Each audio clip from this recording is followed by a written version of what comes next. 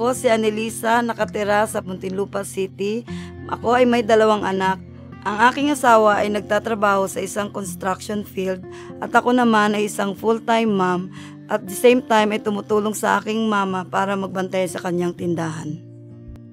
Dito sa komunidad namin, malaki ang pasasalamat namin dahil ang mga bata dito ay malulusog at masisigla dahil yun sa pagbabakuna nila. Yung ibang mga magulang dito madalas ay nakakasabay ko sa pagpunta sa health center.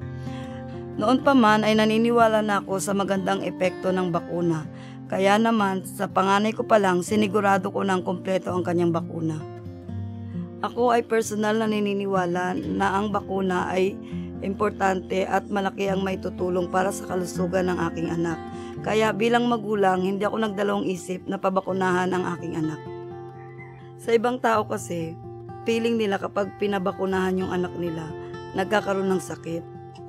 Normal lang naman yun na kapag binakunahan mo yung anak mo, nilalagnat or nagkakaroon ng sinat. Pero normal yun, epekto lang yun ng gamot. Dito sa aming komunidad, ang mga BHW ay masipag na nag-iikot at nagbibigay ng magandang impormasyon tungkol sa pagbabakuna.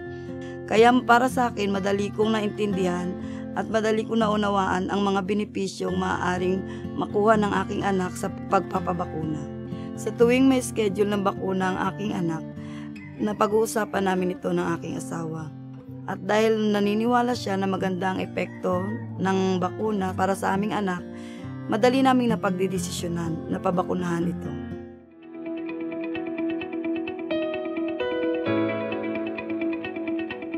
Sa sobrang busy nating mga magulang, sa araw-araw na gawain, minsan nakakalimutan na natin na meron pala tayong schedule ng bakuna para sa ating mga anak.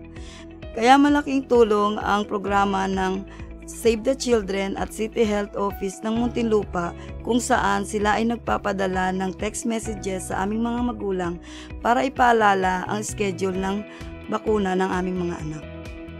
Kapag nagkasakit ang isa sa aming pamilya, maaaring mahawa ang iba pang miyembro ng aming pamilya at malaki ang magiging epekto nito para sa kabuhayan namin, sa pag-aaral ng aking anak.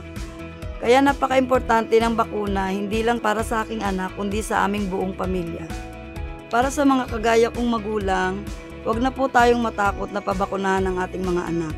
Ligtas po ito at malaki ang maitutulong nito para sa ating mga anak upang maiwasan ang pagkakaroon ng malubhang sakit. Alam ko ang iba sa ating mga magulang ay may mga challenges at balakid na kinakaharap para sa pagpapabakuna sa kanilang mga anak. Kagaya na lamang ng minsan, wala silang maiwan para dun sa kanilang ibang anak or minsan naman kailangan nilang pumasok sa trabaho.